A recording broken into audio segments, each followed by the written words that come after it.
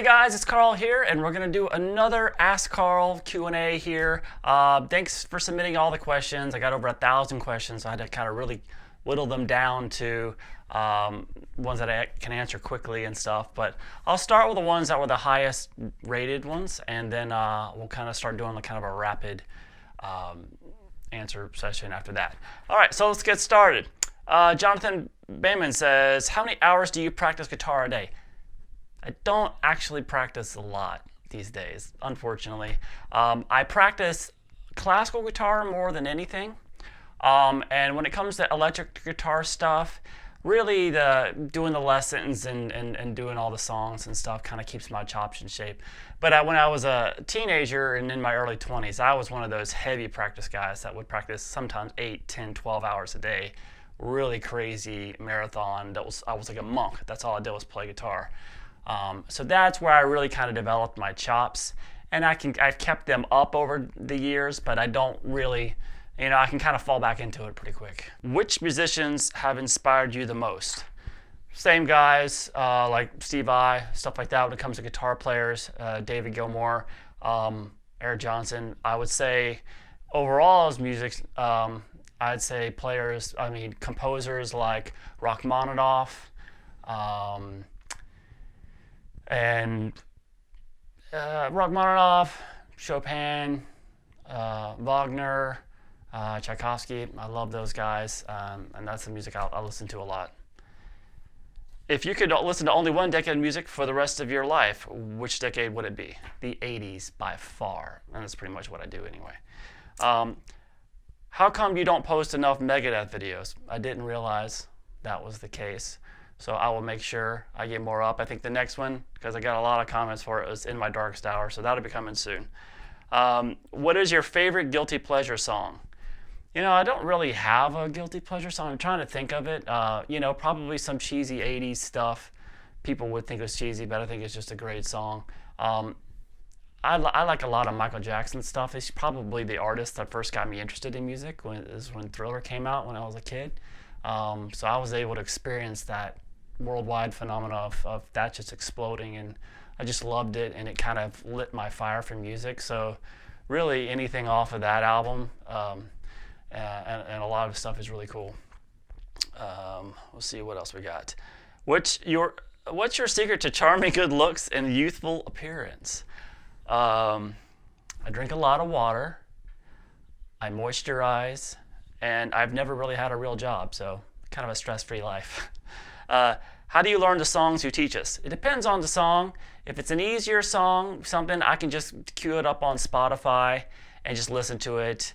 If it's something that's, there's a lot of crazy solos going on, I rip it off I get like an MP3 of it, and I put it into the software called Transcribe by 7th String, and that allows me to isolate sections of it and slow it down and listen to it and kind of grasp the notes. So it allows me that really crazy stuff, because it's just impossible for the human ear just to kind of pick up, a Marty Friedman solo at full blast. You're like, oh, that's exactly this. I mean, parts of it, yes, maybe, but a lot of it, little bits of it at least, the really fast stuff, you're gonna need to slow it down, and that's really good software for that, and it's pretty cheap too. If you could have any guitar without money being an issue, what would it be? Probably a Matthias Damon classical, cedar double top, but that's pretty pricey. Top 5 artists. I think I've said this before, but Sigur Rós, favorite band of all time, period. End of discussion.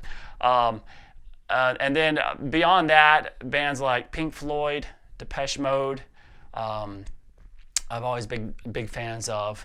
And then, after that, the Beatles, obviously. But the 5th place is literally a tie there's just so many bands I couldn't even there's a lot of artists that I like, but I would say I have a big 4 for me, and then everything after that is kind of, hard to decide. When did I start playing guitar? When I was 11 years old. So I'm 42, almost 43 now, so it's been a while. How many Metallica songs do you plan to shoot? All of them eventually, maybe, except for Unforgiven 2. because it's got a B bender in it. And what are you going to do with that? I'm not going to buy a guitar with a B bender. But I know that's probably the most requested song from them, so, I'm screwed either other way. What are the names of my pets? All right, so if you guys follow me on Instagram, please follow me on Instagram. You'll see the link below. I post a lot of stuff about my pets. So my pets are, I have 3 dogs and a cat, 3 rescue dogs, and a cat that was a stray as well too. So I have Charlie and Chaplin, so you obviously know who they're named after. And the new puppy that I got last December, his name is Miles. That's named after my favorite character in my favorite movie of all time, which is Sideways. So it's after Paul Giamatti's character in Sideways. And my cat's name is Mendelssohn, after the composer, Felix Mendelssohn. All right, as an intermediate player looking to improve, what should my practice routine incorporate? I would say the one thing that most players do not do in their practice routine is ear training. And that's something that in my academy, I've started an ear training course, and I'm turning it into an audio course so you can practice it wherever you go, so you don't have to watch a video. But that ear training, doing it the right way, is the number one thing that you can do to improve as a musician. You'd be amazed if you can hear things and know what you're hearing, how it improves everything. It improves your technique, it improves your creativity, it improves everything. So that is what you should work on more than anything. Can you give us mortal guitarists some tips on guitar tone and tweaking your amp, please? Best wishes from Ireland. Well, look, obviously I'm going to be doing these tone lessons that I've said I would be on here. It takes me a while to get my head around doing this stuff because it's a different setup, and I've never considered myself a big tone guru. I'm one of those guys, I just want to play. I'm going to pick up a guitar, I'm going to get a tone that I think is halfway decent, and I'm just going to go. I'm not going to sit there for hours and hours and hours and tweak tones. I've just never gotten into it. So that's the reason why I kind of and plus when you put up tone lessons on YouTube, the trolls really come out. So I got to get okay, here we go. I'm going to put this up. This is my version of a David Gilmour tone, and everybody's that sounds not, So anyway, I will do it. It's just something that, just got to get in the right headspace for it. And as soon as I do, you'll see a bunch of them up. But yeah, it's just kind of, I know what's going to come as soon as I do it. If guitar playing wasn't your job, what would you have chosen? If I could do it all over again, I would have been a professional golfer. I love golf, and it seems to be a bit more fair of a business. You're rewarded for your skills, it's not a popularity contest. If you're better than everybody, not that I think I'm a better guitar player, but it's like, it's not like entertainment where, there's people that are just reality stars having platinum albums coming out, and they don't even know how to play an instrument. They can't sing. They can't. It's such a joke. But whatever. I'll go on a rant. Where am I from? I'm from Greensboro, North Carolina. Do you write any original music? The music that I write is not rock music, usually. The music that I've studied for most of my adult life is like contemporary classical music. So I when I envision the music, then what I'm going to leave this earth and when I have my back catalog of music, I expect it's like orchestral music and stuff for like concert music. I've just never been very inspired, at least not in the past decade, to sit down and write like shred guitar music. It's just not. I sometimes I do. I'll listen to I saw Steve Vai a few months ago, and I'm like, oh God, I can write this stuff but after a couple of days, I just get uninspired again. So I always go back to wanting to do the bigger like orchestral stuff. So that's why you guys haven't heard anything from me. Now I might get inspired. I never say never, but until then, you're not going to hear much. So let's see where we at. What's your favorite Slash solo? His work in Estranged, I think, is my favorite. How many guitars do you own, and which is your favorite? I don't exactly know the number. I think it's about 15, but it's mostly stuff that companies send me to use in the videos, or if they want me to shoot some videos for their like Fretlight. I did a lot of video. If you have a Fretlight guitar, you know that I've done a lot of work for them, but it comes with a guitar. in their app. I did like 65 DVDs worth of instruction material for them. So I have a lot of their guitars that they send me to shoot the stuff with. But I have about 15 guitars, but I only play about 4 of them. I play my Strat, play the new Ibanez, I play my classical, and I play the Faith acoustic in the lessons. But those are pretty much the only 4 that I actually play. Do you constantly improve? Does your skill begin to receive diminishing returns? Well, like I said, I don't focus on like my electric picking technique really not much anymore. I can sit down and I can get it back together, warm it up for the lessons. I can keep my chops together. I still think I can play the stuff that I did 20 years ago when I was practicing constantly. But I focused my practice time more on developing my ear and my musicianship more than anything. I transcribe a lot of classical music. Like I'll be sitting down for an hour transcribing Bach instead of doing picking exercises to a metronome. That stuff's great, but I put my time into that, and I was able to develop a technique that I don't really need to do that anymore. Yeah, that's what I spent. If I have a guitar in my hands, it's usually a classical guitar because that's something I started later in life. So that's something that I can continually have to work to improve at. What made you start playing guitar? A song, a scene from a movie, a performance on TV? Girls. That's what it was. When I was in high school, I was a really short kid. When I entered high school, I was 4'8". I'm like 6 feet tall now, but I was 4'8" in high school, and so if I couldn't play guitar, I was getting no chicks, and I was gonna get killed too. So it pretty much saved my life. Are you married and have kids? I'm engaged, have been for a while. Don't have kids, don't have any plans to have kids. I just like my dogs and my cat. Where did you study music? Most of my music has been self-study. I have studied for some great teachers though when I was younger. And when I got out to LA, I studied mostly classical music with some great classical guitarists, or classical composition with some local professors, but it was like privately. I tried twice going to a university, lasted a semester each time because I just don't like the environment. I like being able to study on my terms. I can get the same books they have in the university and I can study it and apply it on my own, and I don't have to sit through a math class to do it. I just wanted to do music. So anyway, that's why I kind of went the route. So most of it is just self-study, but when it comes to composition, I've taken a lot of composition lessons with like some great teachers. How do I stop my strings from making noise while bending?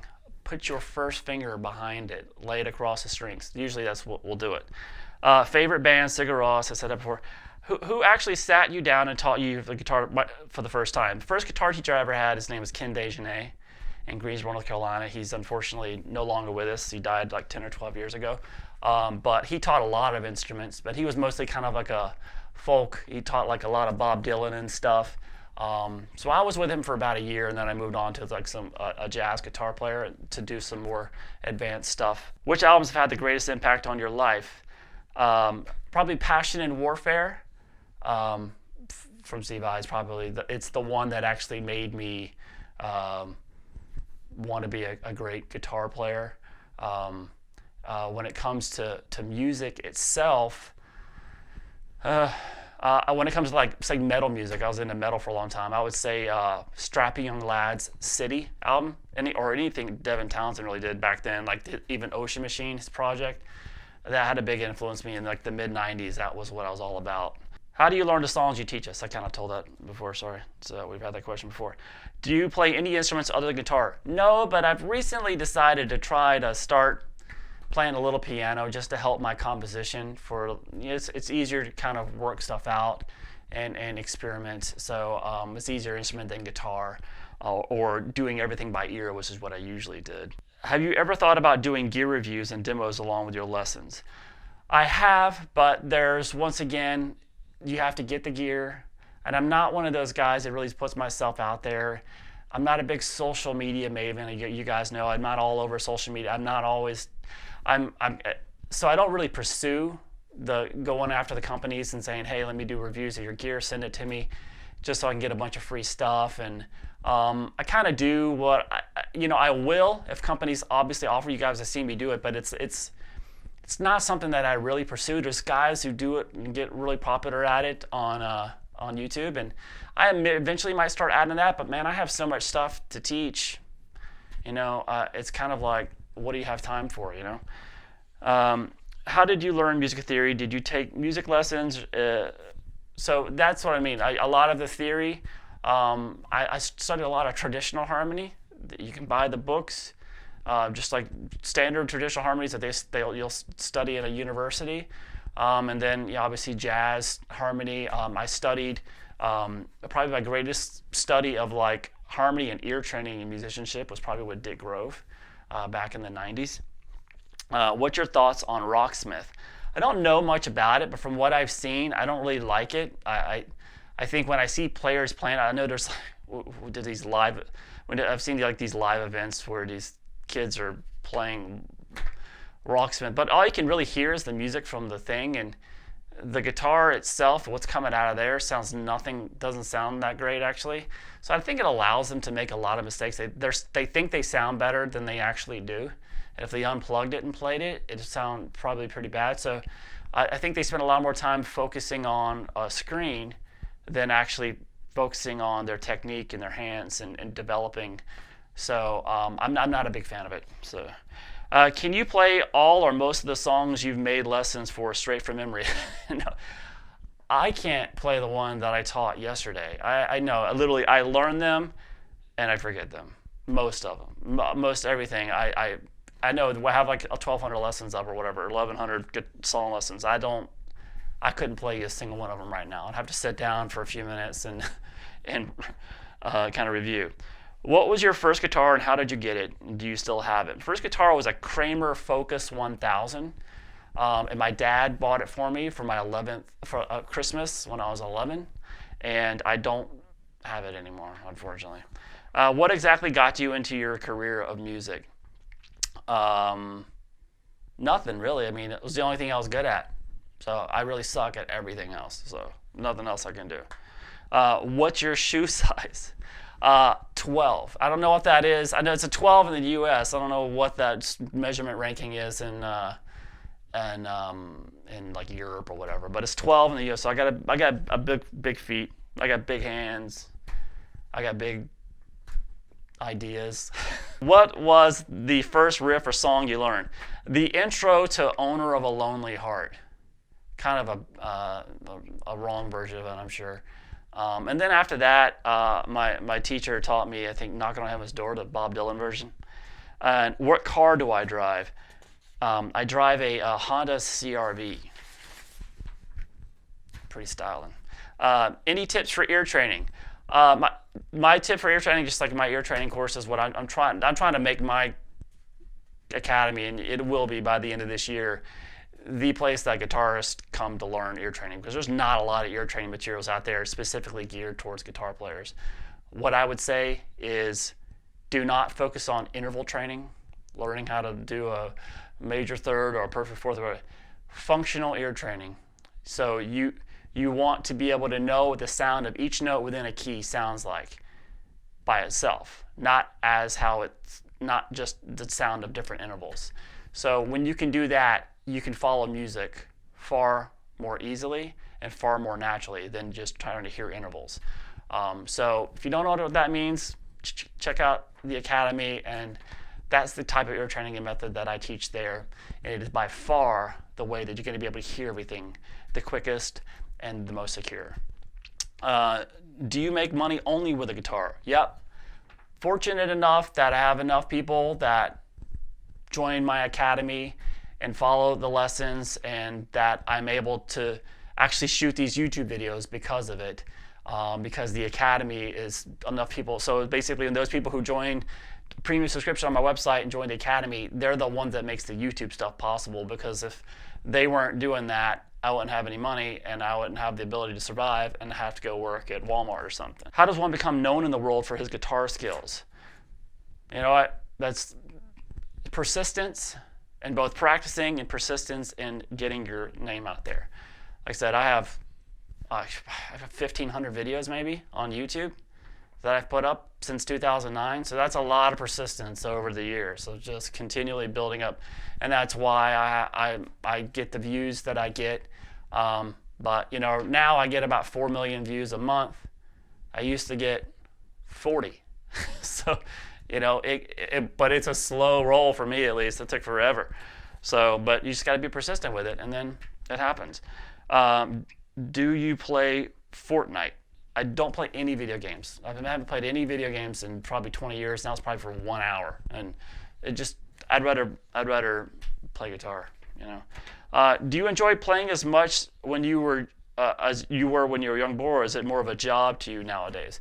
I'd say I have my moments where I get inspired, and I'm glad that I can play and stuff like that. But no, it's not the same as when I was a kid, where everything was just so exciting. Life gets in the way, and yeah, you feel like that a lot of the playing that I do is maybe not for me. It's for to-do lessons, to do stuff on YouTube, which some of it's really fun to do. Some of it's kind of a drag, but it's just the way it is. I mean, everybody. I would say that music in general still inspires me, but it doesn't have to be guitar-based anymore.